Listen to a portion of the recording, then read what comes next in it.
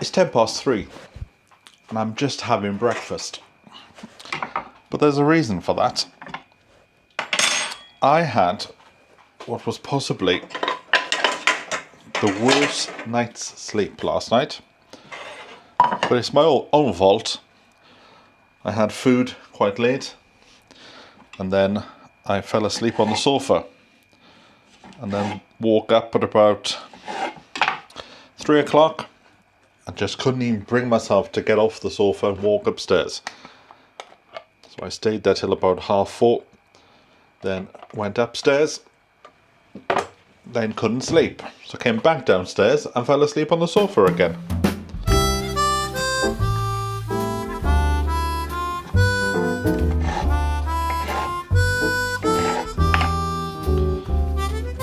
So I've had a very lazy day today, but it's the weekend, so I'm entitled to it. When you're self-employed, it's very difficult to switch off. So I'm not getting stressed about it. Everybody else is doing their own thing, so that's what I'm doing. I had an email this morning from somebody, a well-meaning comment, and they said, why don't you just pay somebody to come and sort the homestead out, put a path down for you, build the summer house. Now, when I bought the summer house, I could have got it built then, but it was an extra £500. And a few months ago, I saw a patio being built in the village. So I inquired with the person. I said, oh, how much does this cost? And it was about 8 by 9, 8 by 10. And she said it cost £5,000. Well, I don't know where people think I've got £5,000 from that I can spend on having a path made. I haven't. So the homestead, I think sometimes people who watch these TV shows like Ground Force, they get it in their heads that a garden can be done in a weekend. And to some extent it can, but you need to throw the cash at it then, and I haven't got the cash to throw. So it will be done in the old gardening style of do a little, do it often. I recently found out the reason why olive oil comes in tins is because if it comes in a bottle, it can discolour with the sunlight and then the flavour is not as good. I bought that from, where did I buy that from? I bought that from the Newt in Somerset. I remember the chicken they had was absolutely, I've never tasted a chicken as glorious as this one. So I've ordered another one today. And I've already ordered my Christmas food. That's done a few weeks ago. But I'm already finding that when I even do my Waitrose weekly food, that the slot that I usually have has now gone by a Thursday, so I'm now having to reserve my slot a lot sooner in the week. Talking about Waitrose, I had an email this morning to say that Waitrose Florist has closed down, which is a shame because it was my place to go when I needed to send flowers, or even to send flowers so that I can have in the house. I just had this email from out of the blue saying that it was gone. So I don't know if I've missed an email in the past that said that at the end of October it was going to close down. I've got a bit of shell in my scrambled egg, unfortunately. Now, a chef taught me if you put your eggshell in, there's far more likelihood that the eggshell that's floating around will adhere to the eggshell and therefore will come out. As you can see, I've turned over the calendar. It won't be long, and I will be celebrating the first year of being here. So my mind is moving to Christmas videos. Now, when I've had allotments in the past, oh, there's a double Yorker. That's about the fourth one I've had now in this batch. So I usually do a video where I look back on the year and do the highlights. So I was thinking I want to keep that tradition up. So I might start thinking, because they take quite a few weeks to put together. And I think on the last look, I think this video is number 246. So there's quite a few to go through. So I'll put together like a 2-hour film where I look at my highlights of moving down here. But I thought I would ask you, are there any highlights that you remember?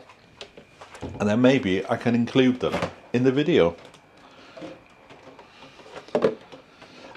My milk turned up this morning as well. I've now got it down to a fortnightly delivery, although I've cancelled the butter because I've got loads of butter in there, and I've got a big slab of butter in there as well, so I need to cut back on my butter. No point buying it for the sake of buying it. Right, is that enough for a cup of tea in there?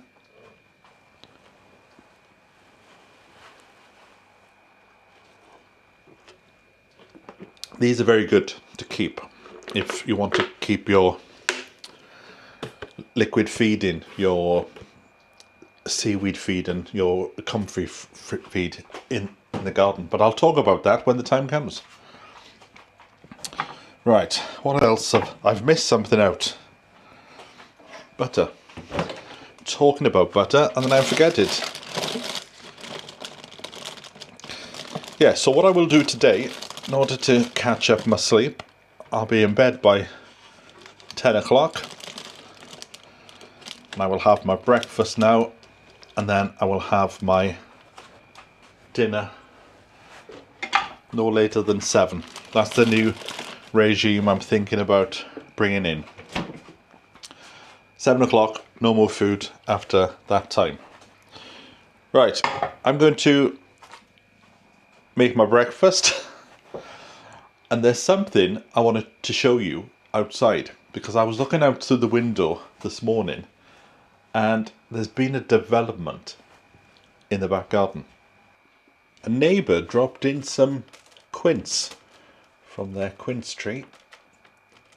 So my plan is, I usually make quince jelly. Now there is already a video about this on the channel.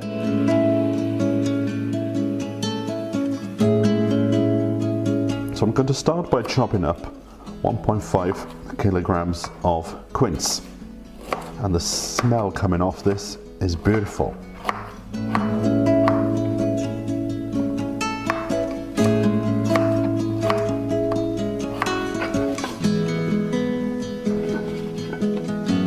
Summer is ended, the leaves are turning brown.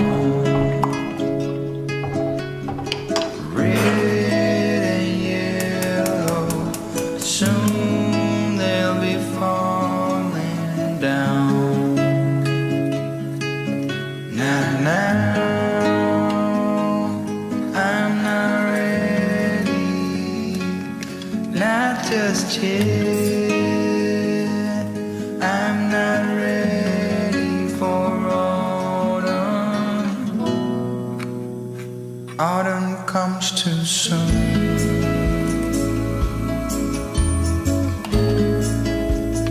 Autumn comes too soon. The light that flickers will blow away.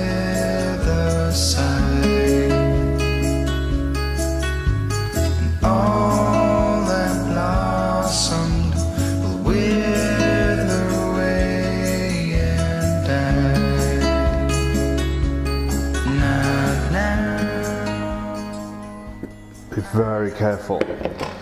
Boiling hot. Now, I'm going to start to ladle it into my muslin bag. And don't try to tip the whole thing in, because it's just too hot and you don't want to burn yourself. And you don't want to lose everything that you've worked for so far.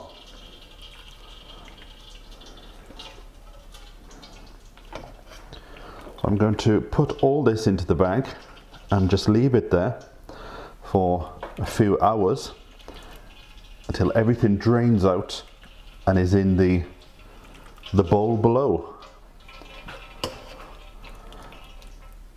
When it comes to the end, try not to squeeze the bag. Just let the juice naturally flow out. So we then return it to the heat and bring it up to the boil, and then we add the 900 grams of sugar.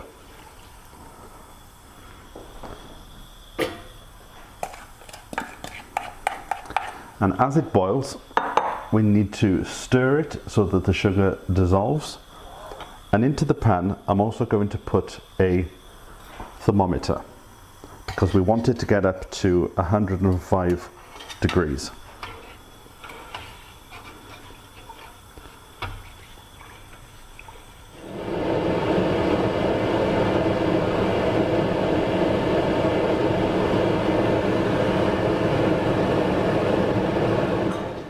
And now, into a few sterilized jars, we just transfer it, being very careful because it is boiling hot.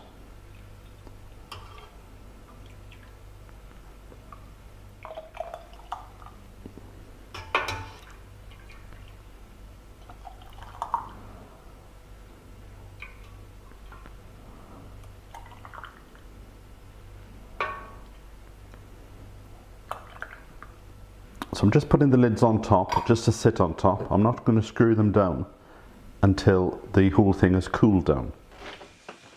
Right, let's go outside now before it gets dark. I thought I'd give you an update on the plants. Look at this.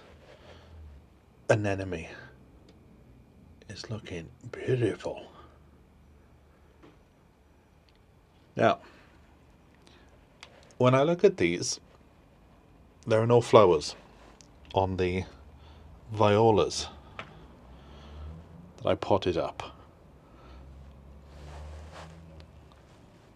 And let's have a look over here on the table. Nothing over here either, which tells me this section is rather sheltered, because when I go up here, this is where Topsy got stuck, was under there. When I look at these ones, the flowers are starting to come out. Look at the colours on that. So I will put them into a pot in time, but for the time being they can stay as they are and grow on a bit more. Right, the other thing I wanted to show you, which I was quite surprised at. I realised the other day, I don't think I've been out here since early summer.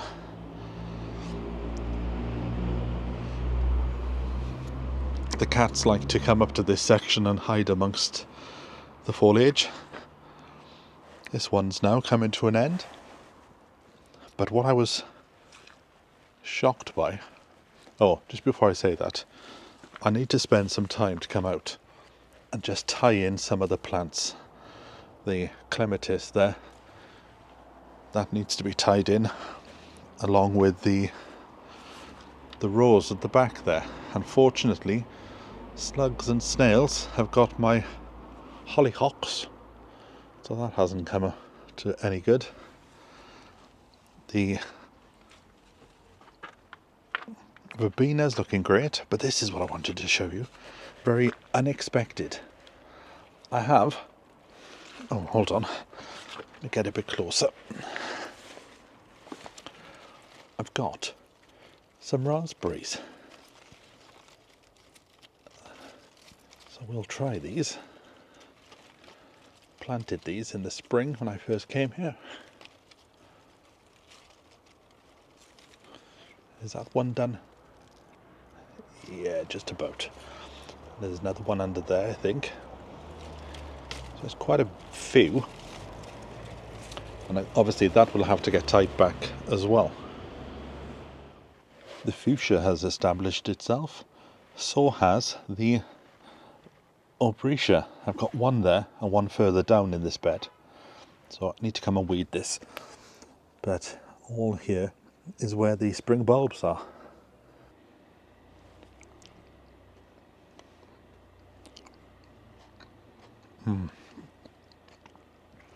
You can't beat a fresh raspberry from your own garden.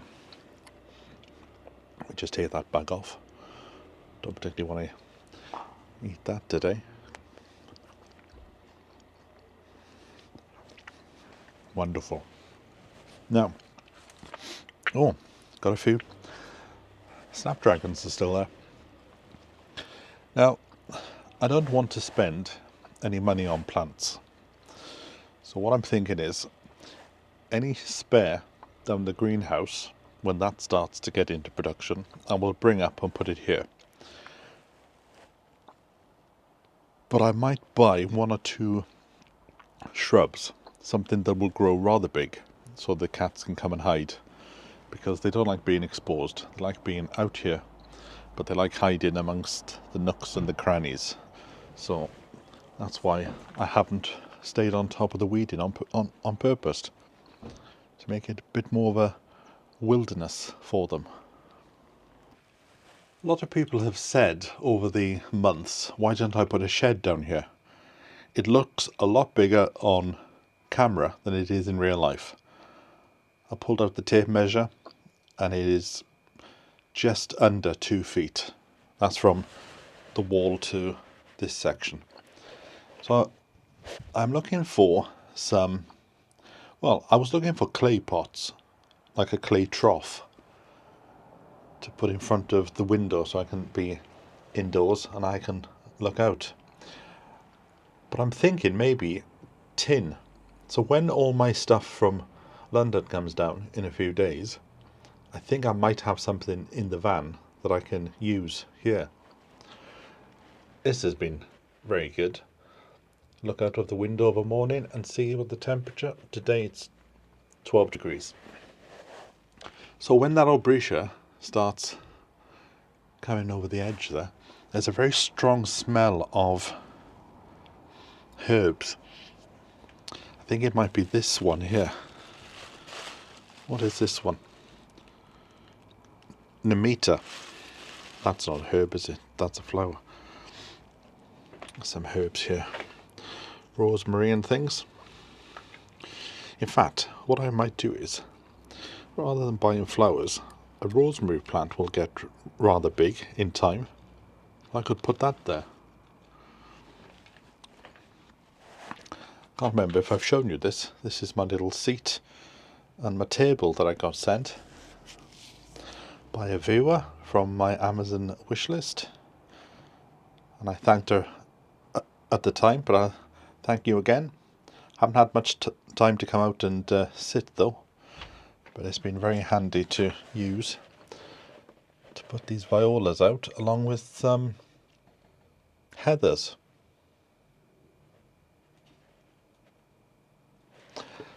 But now we're going into winter. My focus is more on getting the homestead sorted than this place. I do find though, even on a cold day like today, it's nice to open the door. And one of the routines that we have now is I open the door and the cat goes out to do its business. Right, we're coming up to 5 o'clock now. So shall I start making dinner? Like I said, it's a relaxed video today. Taking it easy, like a Cadbury's caramel. Oh, put the fire on now. Warm the house up for the night ahead.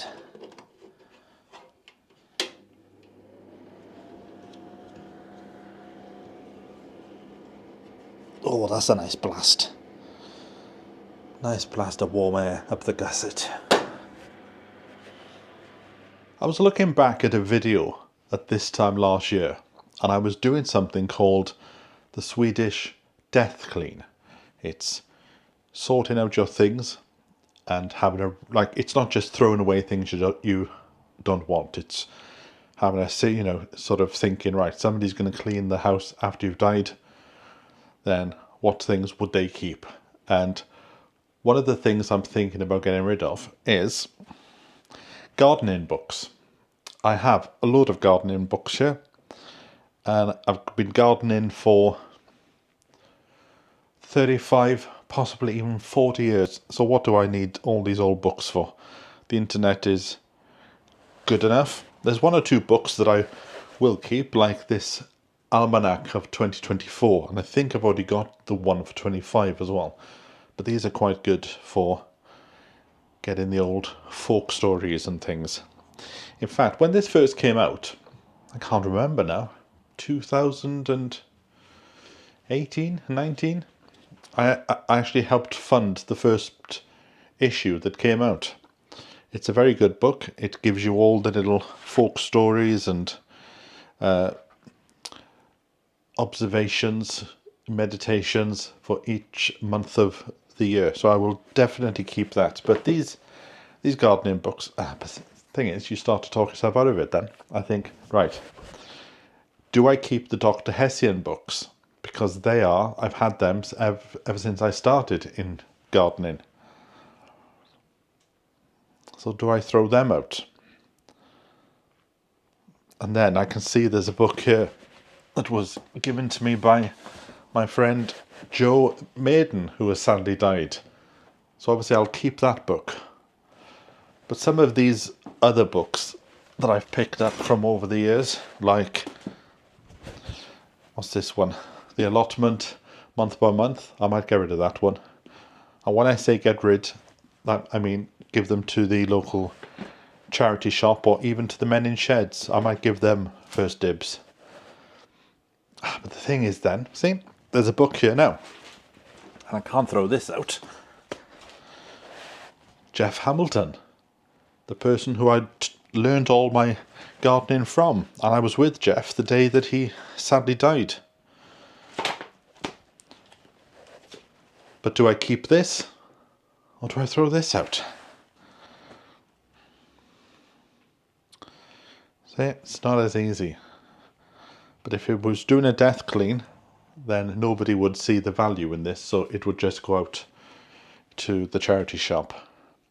So I may do that tonight, or I may not. Right, let's start this food now, because I don't want to get distracted and then start eating my food at 8, 9 o'clock, which is what I've been doing for the last few nights. Right, where's the light switch? Just as we pass the stairs, see what the weather is for the next week. According to this, oh, it's still turning. Change.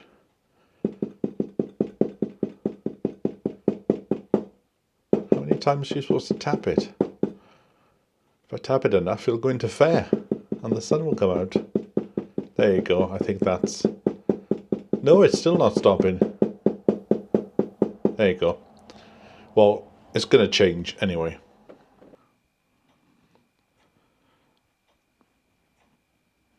There you go. There's Amber sitting on the spring bulbs that are waiting to go down to the homestead. Topsy's upstairs, sleeping. Right, kettle's boiling. I've just realised I've got a bruised carrot. They were in the store, and I thought I'd bought them at the start of this week, but I've just realised I haven't been down to Treorchy for over a week, so I'm running low on my supplies. But if I just shave it off, then There you go, it's nice and fresh. It's a bit on the wobbly side, but if I eat it tonight, it'll be fine.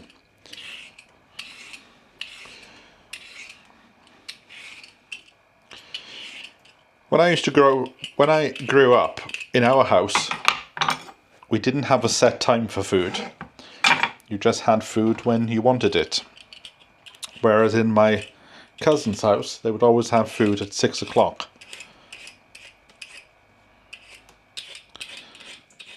What do you do? Now that the darker nights are coming, I could possibly start a routine where I start cooking at 5 and then eat it at 6. And then that sort of divides the day from the evening. Divides the working day from the relaxing part of the day. Now, when I used to work in central London, I didn't used to get home till about 7:30 of an evening. And I remember once I got home and I used to get up at 5 o'clock in the morning. I used to be in the gym for 6 and then in work for 7:30. And then I would come home at 7:30. And this one night I came home and I felt so exhausted.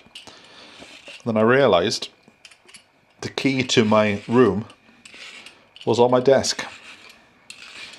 And I thought to myself, it'll take me an hour to get back into High Street, Kensington.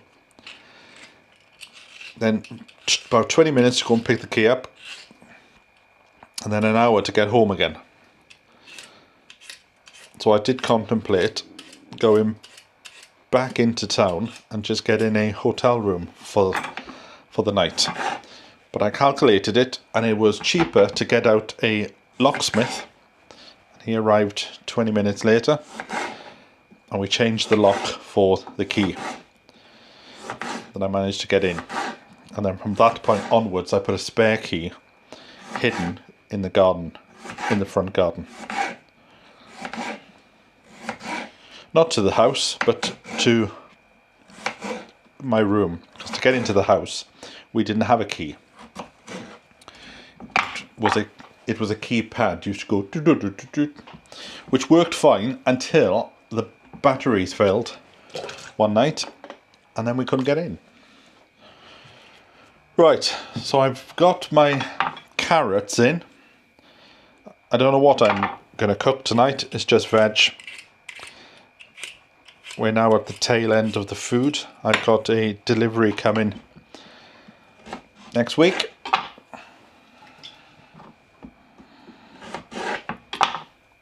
I'm finding if you cut the potatoes long ways, they don't take as long to cook. Right. Now, for years and years, I've never added salt to my food. Maybe when I've had a few fish and chips.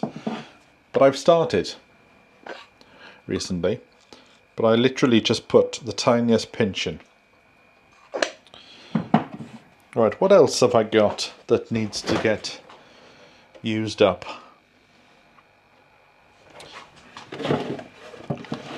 I've got a bit of a Swede there, a rutabaga. I'll have that. So I think it looks like I'm making a Sunday lunch, but I don't have any chicken. All I have is salmon, which wouldn't go with this because I fancy a bit of gravy. Or sausages.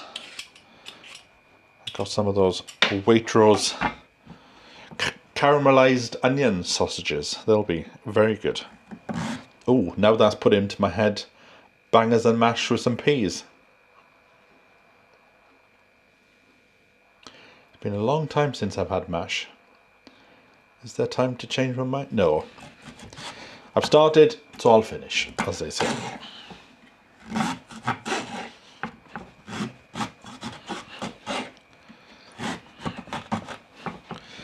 I need to get a slightly bigger knife.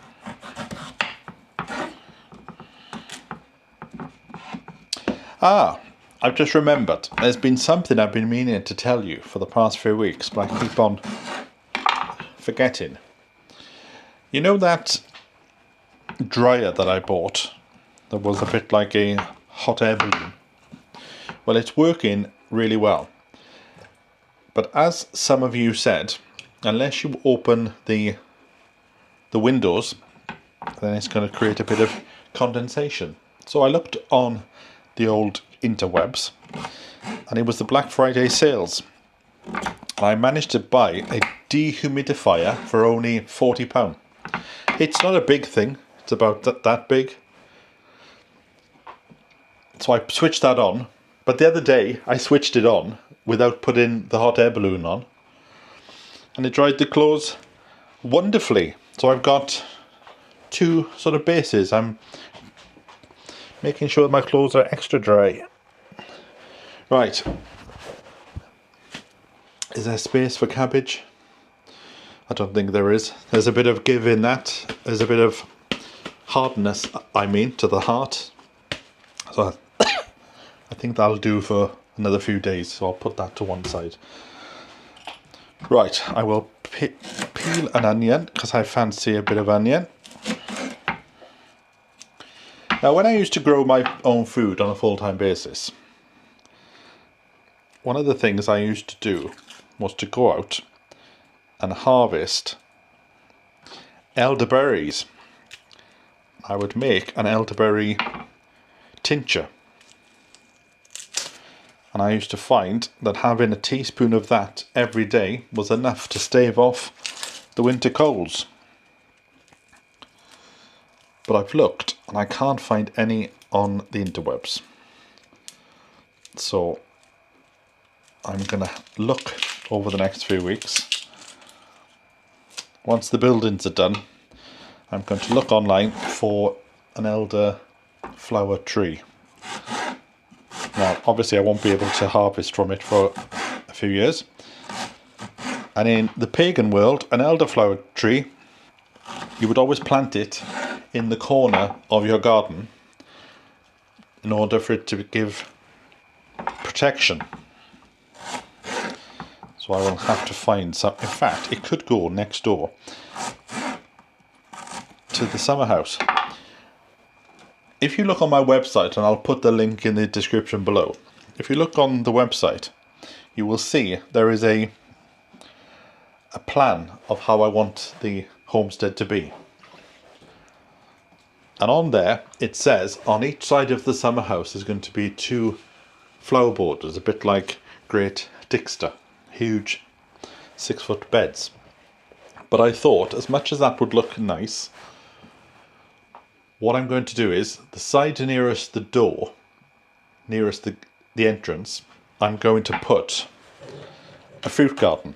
Rather than trying to put the fruit garden next door to the veg and squash it in, I'm going to put it next door to the summer house so that it has a bit more space. Now, the guy who's got the other part of the land, I haven't seen him at all this year. But I understand, word has gone back to me that he might have broken his arm. So I don't know whether he intends to keep the plot for next year or whether he's going to give it up. But if he did decide to give it up, I've already spoken to the farmer and he has said that I could have the other piece. Now, if that was to happen next year, I would simply keep the grass down and throw in some cornflowers, maybe throw in a shark fin melon. And if you've been watching me for quite a while, you'll understand the reason why I might throw in a shark fin melon, because it grows rampant and it keeps the weeds down. So if I did get that other side of the plot next year, I would just throw a few shark fins, pumpkins, and just let them go wild and still concentrate on the bit that I've got now. So I don't know if that's going to happen. I won't find out until about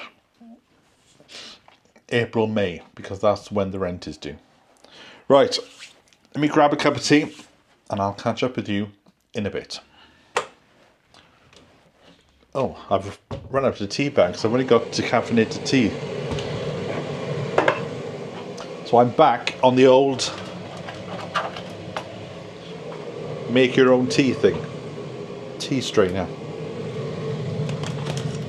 Which is fine because I've got bags and bags of Yorkshire tea. When this summer house is built, when the roof is on top and it's finished, this house will become so free because there's so much stuff to go down there. I'll suddenly have loads of space. Right, I'm going to make this cup of tea. I'll catch up with you in a bit.